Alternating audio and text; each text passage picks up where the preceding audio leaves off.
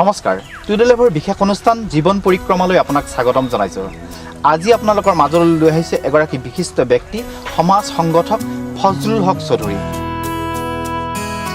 আজি ফজলুল হক চৌধুৰীৰ শিক্ষকতা জীৱনৰ বিদায় বেলা আৰু এই বিদায় বেলাৰ কিছু মুহূৰ্ত আপোনালোকৰ মাজলৈ লৈ আহিছে।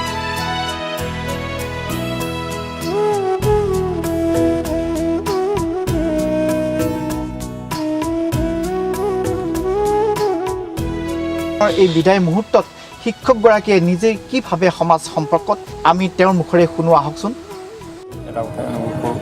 যে শিক্ষকৰ যিটো পাঠদান কাৰ্যসূচী আৰু শিক্ষকৰ যিটো নিয়মানুৱৰ্তিতা, এই নিয়মানুৱৰ্তিতা আৰু পাঠদানৰ ক্ষেত্ৰত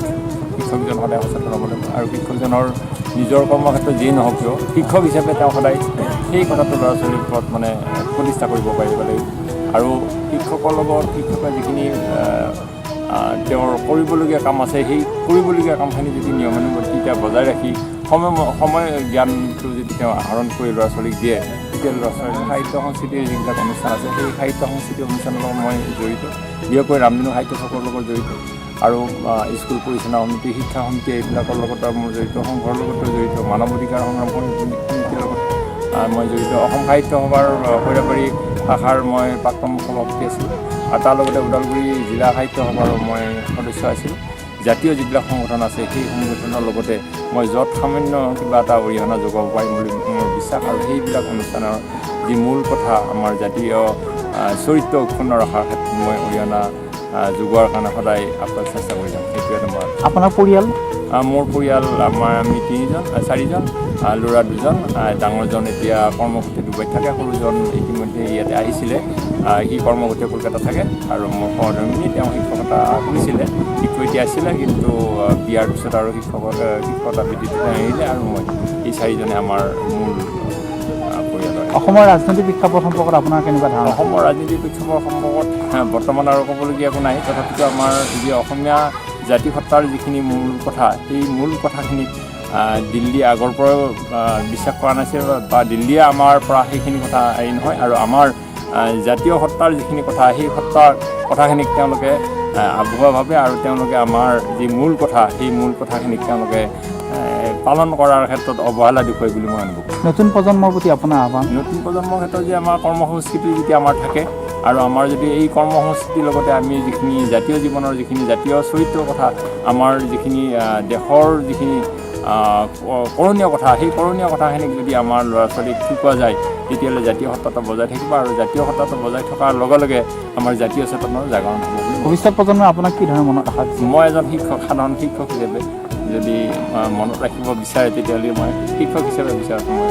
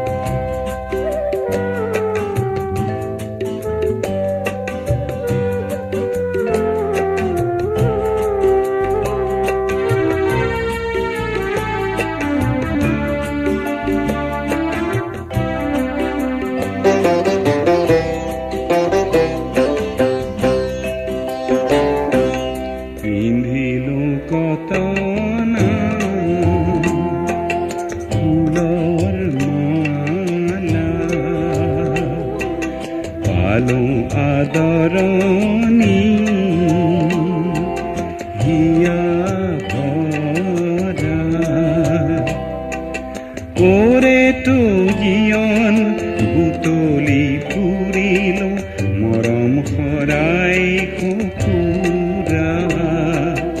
মৰম শৰাই কুকুৰা পিন্ধিলো কটনা ফুলৰ মালা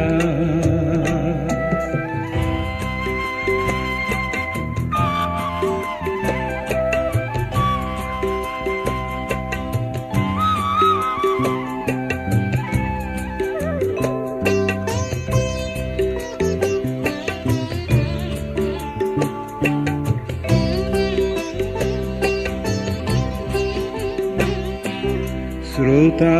জনতাৰ মন পথাৰত কণ্ঠ বৃষ্টি সিঁচি দিলো জীৱন জুৰি সাঁতুৰি নাদুৰি সুৰ সাগৰত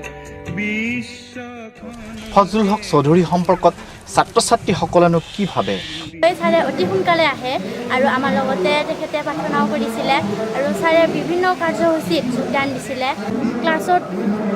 সোমাই কিনে বহুত কথা কৈছিলে আমি নাজানা কথাবিলাক আমি ছাৰৰ পৰা শিকিব পাইছিলোঁ আজি ছাৰে ৰিটায়াৰ হৈছে আমাৰ বহুত বেয়া লাগিছে তথাপিও তাৰ বেয়া লাগিলেও উপায় নাই আমি ধৰি ৰাখিবও নোৱাৰোঁ বহুত ভাল পাওঁ আমি সকলোৱে ভালে পাওঁ যেনিবা ছাৰে আমাৰ লগত আমাৰ ৰুমত সোমাই কেতিয়াবা ধেমালিও কৰে কেতিয়াবা খঙো উঠে খঙৰ মাজতে ছাৰৰ মৰমো সোমাই থাকে ছাৰৰ কথাতে গমেই পায় ছাৰে আৰু খং উঠিলেও আমি ভয় কৰিছোঁ নেকি বুলি পেলাই একদম ধেমালিও কৰি দিয়ে মাজে মাজে ছাৰে বহুত উপদেশবিলাক দিয়ে আমি ছাৰৰ উপদেশবিলাক মানি চলিব লাগে কিছুমান মানি চলোঁ কিছুমান নামানো আৰু দিছোঁ আৰু ছাৰে বহুতো দুষ্ট কৰি থকা ল'ৰা ছোৱালীবিলাকক ছাৰে বহুত মানে কি ভাল কৰিব বিচাৰিছিল সিদিনাখন তেনেকৈ বহুত দীঘল আছিল ছাত্ৰ এজনৰ চুলি তেনেকৈ ছাৰে নিজৰ পইচা খৰচ কৰি কিনে চুলি কাটি আনিছিল চেলুনত তেনেকৈ বহুত ছাত্ৰক ছাৰে ভাল কৰিব বিচাৰিছিল আৰু বহুত ছাত্ৰ ভালো হৈছে তেনেকৈ তাৰপিছত ছাৰে আৰু আমাৰ ক্লাছত বহুত মৰমো কৰিছিল ধেমালিও কৰিছিল আৰু ধেমালি কৰি কৰি মাজতে আৰু গালিও পাৰিছিল বহুত ধেমালিও কৰিব দিয়া নাছিল আৰু ছাৰে পঢ়োৱা সকলোবোৰ কথা মনোযোগেৰে শুনিছিলোঁ আৰু ভালো লাগিছিল আৰু তাৰ স্মৃতিটো আমি কেতিয়াও নাপাহৰোঁ সেইটো আমি হৃদয়গম কৰি শুনিব বিচাৰোঁ আৰু ছাৰক আমি যদিও বিদায় হৈছে আমি তাই সদায় ওচৰত আছে বুলি আমি ভাবোঁ গানত ধৰিছিলোঁ আৰু একদিনো ধৰি পোৱা নাই ভাল লাগিছিল আৰু ছাৰে আমাক বহুত ধুনীয়াকৈ পাঠদান কৰিছিল সদায় নিয়মীয়াকৈ উপদেশ দিছিল নিয়মীয়াকৈ উপদেশ দিয়াৰ বাহিৰে ছাৰে আমাৰ জীৱনত কেনেকৈ কৃতকাৰ্য হ'ব পাৰি তাৰ কথা কৈছিল আৰু মই ভাবোঁ যে ছাৰে যিখিনি কথা কৈছিল সেইখিনি মানি চলিলে আমি জীৱনত নিশ্চয় কৃতকাৰ্য হ'ব পাৰিম পালো আদৰণি হিয়া ভৰা ওৰে তো জীয়ন বুটলি ফুৰিলো মৰম শৰাই কুকুৰা মৰম শৰাই কুকুৰা পিন্ধিলো কটনা ফুলৰ মালা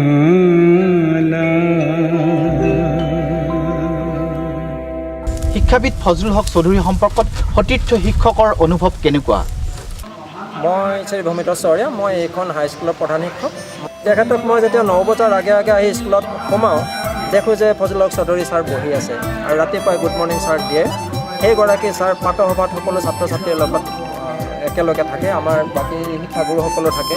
মই যদিও প্ৰধান শিক্ষক কিন্তু প্ৰধান শিক্ষক যেন নালাগে এওঁলোকে এনেকুৱাকৈ এটা টীমত কাম কৰে মই সঁচাকৈ আনন্দিত হওঁ তাত আগভাগ লয় ফজলুল হক চৌধুৰী ছাৰে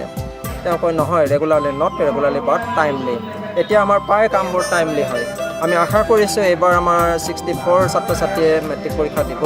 এগৰাকীয়ে মানে এবাৰ ৰেংক ৰাখিব বুলি আশা কৰিছোঁ এতিয়া ফজলুল হক চৌধুৰী ছাৰৰ আজি বিদায় বেলাত সঁচাকৈ আমি মৰ্মাহত হৈছোঁ ৰাতি মোৰ মানে তেওঁলৈ মনত পৰে তেওঁৰ কথাষাৰ মানে নট ৰেগুলাৰলি বাট টাইমলি আপুনি চাব যদি কেতিয়াবা আহে আমাৰ পাতসভা টাইমলি হয় আৰু পাতসভাৰ এণ্ডিং ৰাষ্ট্ৰীয় সংগীত গাই টাইমলি 52 ছেকেণ্ডৰ ৰাষ্ট্ৰীয় সংগীত শেষ কৰে এই সকলোবোৰ আমাৰ যিকেইগৰাকী শিক্ষাগুৰুৱে আগভাগ লয় তাৰ ভিতৰত অন্যতম হৈছে ফজলুল হক চৌধুৰী মই এতিয়া ধৰক যিমানদিনৰ পাইছোঁ গোটেইখিনি মই ভালে পাইছোঁ তেওঁ আহি কি এটা গুড মৰ্ণিং দিয়ে সেইটোৱে সদায় মোৰ মন তেখেতৰ এটা কথা আছিল কি তেখেতে ক্লাছত যেতিয়া ল'ৰা ছোৱালীক বুজাওঁতে প্ৰায়ে তেখেতে মানে অসমীয়া ভাষাৰ লগত ইংৰাজী ভাষাৰ অলপ বেছি প্ৰয়োগ কৰে কিবা এটা লিখিলে আমাক দেখুৱায় যে ভাষা ইমান সুন্দৰ লিখে আচৰিত